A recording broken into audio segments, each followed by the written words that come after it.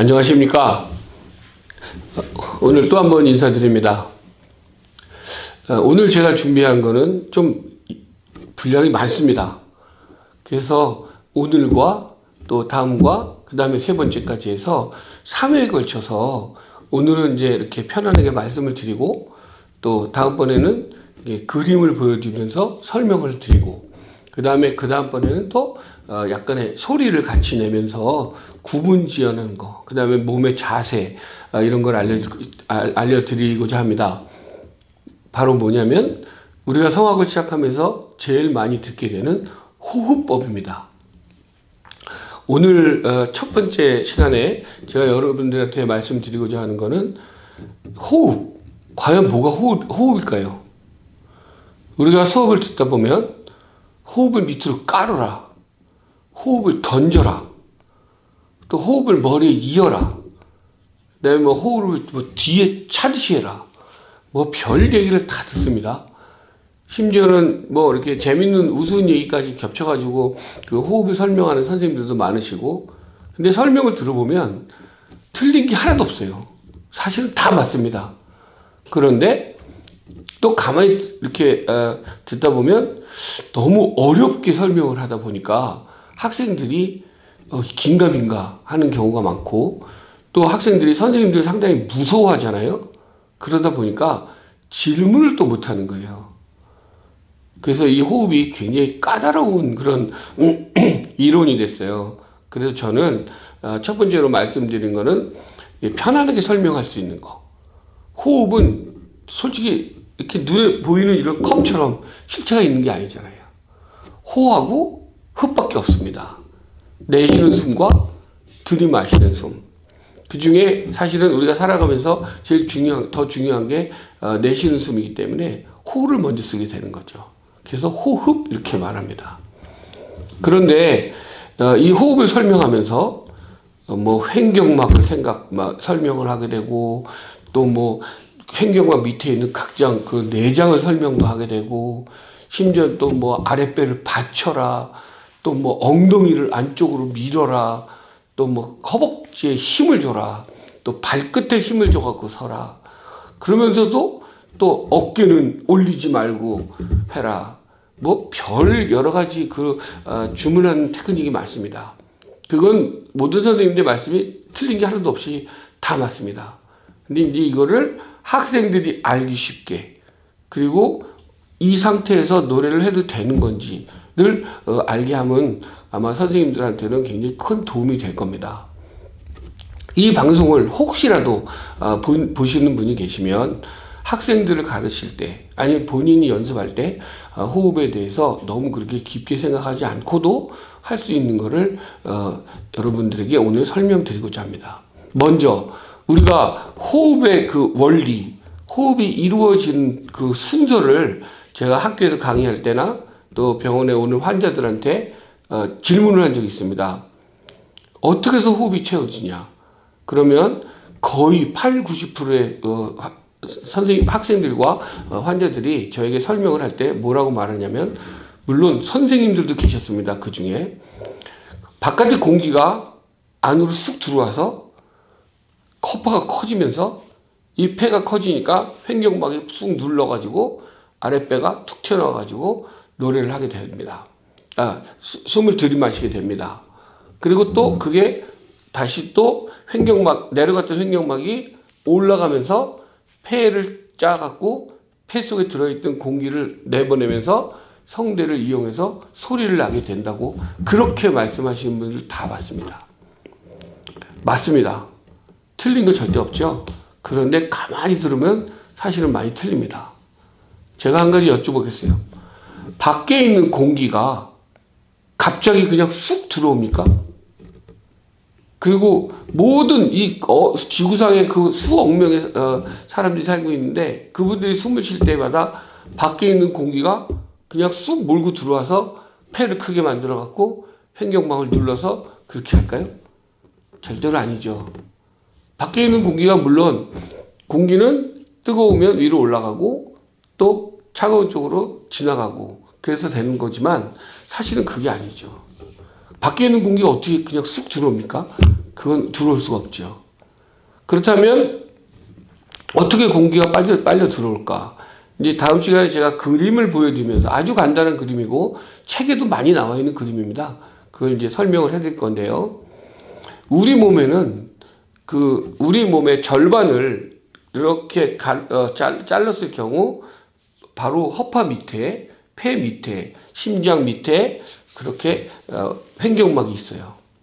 이 횡격막이 약간 부풀려 있는 모습으로 되어져 있는데 그게 밑에 있는 갈비뼈랑 연결되어 있습니다. 그래서 갈비뼈에 연결되어져 있는 이런 모양의 그 횡격막이 양쪽에 잡고 있는 갈비뼈가 이걸 잡아다니면 횡격막이 밑으로 쑥 내려가면서 이 공기가 바깥에 있는 공기가 폐 속으로 쑥 빨려 들어오게 됩니다. 그게 무슨 뜻이냐면 우리가 물속에 막대기에 달려있는 풍선을 담아놓고 풍선을 크게 당기거나 아니면 밑에 있는 물을 이용해서 그렇게 움직이게 되면 이 기압이 떨어져 가지고 밖에 있는 그 공기가 기압을 맞추기 위해서 빨려 들어오게 됩니다. 그거랑 똑같은 이치입니다. 어쩌면 설명이 또 어려울 수도 있어요. 그러니까 쉽게 생각하셔서 횡격막이 이렇게 생겨 있는 게 밑으로 쑥 내리면 여기에 진공 상태 속에 들어있는 폐에 공기가 바깥에서 빨려 들어온다는 얘기죠. 이제 그림을 보면서 설명을 드리면 훨씬 더 이해가 쉬우실 겁니다. 그런데 이렇게 해서 빨려 들어온 공기가 횡격막이 동시에 공기를 빨아들이기도 하고 또 밑으로 내려가면서 아래에 있는 창자들을 누르게 되죠. 이럴 때 그 창자들은 우리 배에 아주 말랑말랑한 방향으로 이렇게 우리가 보통 말하는 똥배가 나오게 되는 거죠. 딱딱한 뼈 있는 쪽에는 배가 나올 수가 없겠죠. 그러면 말랑말랑한 쪽을 찾다 보면 옆구리 하면 앞에 빼거든요. 그렇게 해서 배가 나오게 됩니다. 그런데 다시 또 그게 횡격막이 제자리로 돌아갈 때는 아랫배도 진공 상태이기 때문에 이렇게 밑에서부터 이렇게 누르듯이 돼갖고 서서히 눌러서 횡격막이 올라가고 그 다음에 횡격막이 올라가면서 이 폐 속에 들어있는 공기를 눌러서 짜서 나가면서 그 이산화탄소가 우리 성대를 진동시켜서 소리를 나게 하는 거죠. 산소를 들이마시면 산소가 우리 폐 속에 들어가서 폐포에서는 바로 이산화탄소로 바뀌면서 그 산소에 들어있던 영양분을 피에 섞어서 우리 몸에 돌리게 하죠. 그러니까 우리 폐 속에 들어있는 거는 폐포에서 이산화탄소로 바뀌면서 나가는 그 이산화탄소 공기가 바로 우리가 노래하고 말할 때 사용하게 되는 공기인 것이 됩니다. 그렇다면 우리가 이제부터 나가는 숨을 제대로 쉬고 들어오는 숨도 편안하게 쉬고 이거 이제 연습을 하면 호흡으로서는 사실 다 합니다. 다른 걸 할 수가 없죠. 이럴 때 중요한 건 뭐냐면 모든 선생님들이 말씀하십니다. 절대로 이 어깨뼈를 들어가지고 숨 쉬라는 말을 안 하게 됩니다. 절대 하지 말라 그러죠. 왜냐면 그렇게 되면 우리가 숨을 쉬고 내쉴 때 이렇게 폭이 작아져 가지고 어떻게 할 수가 없습니다. 그래서 횡격막을 아래에 있는 횡격막을 이용하게 되면 위에가 편안해지면서 되는데 여기서 한 가지 여러분들께 의문점이 있는데 질문을 해주실 분들은 저희 유튜브에 질문 창이 있으니까 질문을 해주셔도 됩니다. 보세요. 어느 선생님은 노래를 할 때 배를 내라 그러고 어느 선생님은 또 노래를 할 때 아랫배를 집어넣으라 그럽니다. 이게 도대체 맞는 게 어느 건지를 몰라갖고 헤매는 학생들이 생각보다 많이 있습니다. 그리고 자기네 선생님이 말씀해 주시면 그걸 100% 믿고 따르는 학생들이기 때문에 선생님이 말씀하신 거가 자기한테 더 이상 질문거리가 되지 않는 상태에서 공부를 하게 되는 거죠. 그런데 막상 무대에서 노래를 하다 보면 본인이 어깨가 올라가는지 아랫배가 들어가는지 전혀 알 수가 없습니다. 그리고 여러분 생각해 보십시오.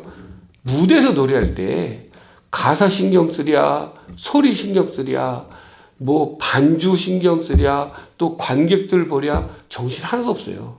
그 시간에 언제 뭐 배를 집어넣고 어깨를 올리고 뭐 이런 거를 컨트롤할 수가 전혀 없습니다.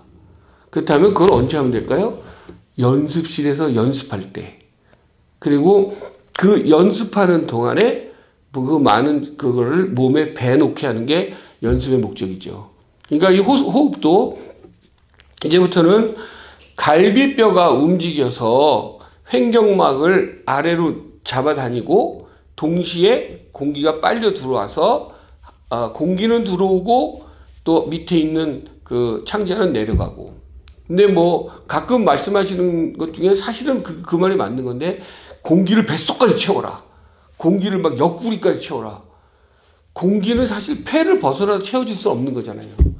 그런데 말씀은 그렇게 하시죠. 그 얘기는 뭐예요? 아주 깊이 있게 숨 쉬라는 얘기겠죠. 근데 이제 그거를 단어만 알아듣는 학생들은 공기를 배에 어떻게 채워? 이렇게 말하게 되는 거죠. 그런데 선생님들이 이렇게 의도하시는 그런 의중을 확실히 알고 나면 그런 거는 뭐 절대 어려운 게 아니기 때문에 바로 고칠 수 있습니다. 근데 이제 오늘 제가 첫 시간이니까 말씀드리는 거는 보세요. 첫째, 다시 한번 정리를 하자면 우리가 횡격막을 이용해서 소리 낼 때는 횡격막에 연결되어져 있는 갈비뼈가 움직여서 갈비뼈가 양쪽으로 벌어지면서 이렇게 부풀려 있던 그런 횡격막이 밑으로 이렇게 펴집니다. 그럴 때 밑에 있는 장기는 눌리면서 똥배가 나오게 되고 그 다음에 동시에 속의 기압이 떨어지면서 밖에 공기가 빨려 들어오게 된다는 게 호흡의 원리라는 것이죠. 이때 중요한 거는 뭐냐면 그러면 노래할 때는 다시 이게 다 올라가고 들어가는데 왜 소리를 낼 때 아랫배를 내려라. 어떤 분은 속을 또 아랫배를 안으로 집어넣어라. 이렇게 말씀하시는 건지 그거에 대해서 마지막으로 말씀드리고 오늘 첫째 시간을 마치도록 하겠습니다. 이제 그 공기를 들이마시고 다시 또 숨을 내쉬면서 소리를 낼 때는 아랫배는 원리에 의하면 반드시 들어가야 됩니다. 그런데 우리가 야, 시, 미 소리를 낸다는 얘기는 횡격막이 벌써 속에서 움직이고 있는 거죠. 우리가 밥을 먹고 창자가 움직이는 거 절대 못 느낍니다. 그런 것처럼 우리 창자와 같이 있는 횡격막도 숨을 쉴 때 움직임을 우리가 직접 느낄 수는 없죠. 다만 횡격막이 움직이지 않고 가만히 있을 때도 최소한의 소리를 내갖고 낼 수 있지만 소리가 난다는 자체는 횡격막이 최소한 움직임을 하고 있다는 거거든요. 그때 일부러 아랫배를 집어넣게 되면 상대적으로 어깨가 이렇게 올라갑니다. 그러면 배는 아랫배를 넣으라 그러고 이건 또 올리지 말라 그러고 그러면 학생들은 어떻게 해야 될지는 모르게 되는 거죠. 그만큼 학생들한테 헷갈리지 않게 하기 위해서 원리는 그렇게 아랫배가 들어가는 거지만 우리가 우리의 근육을 잘 이용하면 우리가 노래 부를 때 이미지라는 게 있죠. 어떤 이미지를 생각을 하면서 하게 되면 노래를 편안하게 할 수가 있게 됩니다.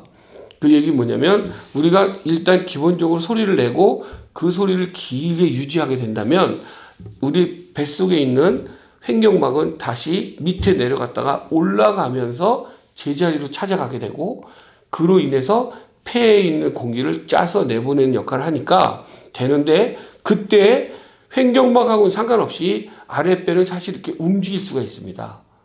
소리를 내면서 아랫배는 따로따로 움직일 수가 있죠.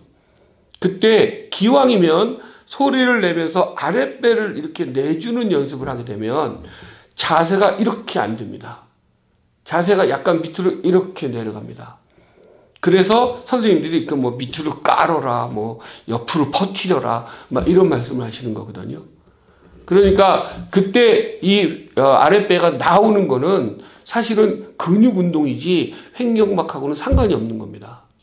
횡격막하고 상관이 없는 이 근육 운동이 우리 노래할 때 이미지를 만들어서 우리 자세가 이렇게 되는 거를 막아주기 위해서 이렇게 하는 겁니다.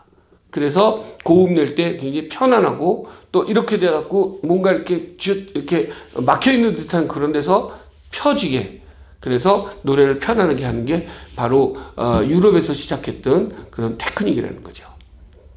그래서 뭐 알프레드 크라우스 선생님한테 공부할 때 그 알프레드 크라우스 선생님은 항상 뭐 여기서부터 무조건 이렇게 까는 연습을 많이 시켰어요. 밑으로 내려가. 근데 사실은 그때 무슨 말인지 몰랐습니다. 근데 제가 이제 몸에 대해서 공부를 하고 의학을 좀 공부하면서 이런 상황에서 선생님들이 이거를 이미지를 위해서 만드는 테크닉이구나, 그걸 알게 됐던 거죠. 그래서 아이들한테는 그거 두 개를 다 설명해 주면서 들어가도 되고 나와도 됩니다. 다만 몸이 편안하게 되고 어깨가 이렇게 올라가지만 않으면 노래하는데 편안하면 된다는 것을 알려주면 아이들은 고민을 하지 않게 됩니다. 이렇게 너무 어려운 설명을 해가지고 또 너무 어려운 설명을 또 더 멋지게 설명을 하다 보니까 나중에 본 의미가 갖고 있는 거하고 상관없고 본 뜻이 갖고 있는 상관없는 그런 다른 짓들을 많이 하게 돼서 사실은 예전에 벨칸토 테크닉이라는 게 이제까지 존재하지 않고 중간에 없어지게 됐던 거죠. 이렇게 짧은 호흡법 하나만 갖고도 이제 길게 설명을 하게 되는 거고요. 다음번에는 제가 지금 말씀드린 거를 그림으로 해서 다시 설명을 해드리겠습니다. 오늘은 횡격막이 어떻게 움직여서 어떻게 호흡이 이루어지는 원리에 대해서만 말씀드렸고요. 그 다음에 어깨나 아랫배가 어떻게 필요한 건지를 잠깐 말씀드렸는데 2번, 3번에 걸쳐서 더 자세하게 말씀드리도록 하겠습니다. 많은 관심 가져주시고요. 늘 질문이 있으면 언제든지 연락 주시기 바랍니다. 감사합니다.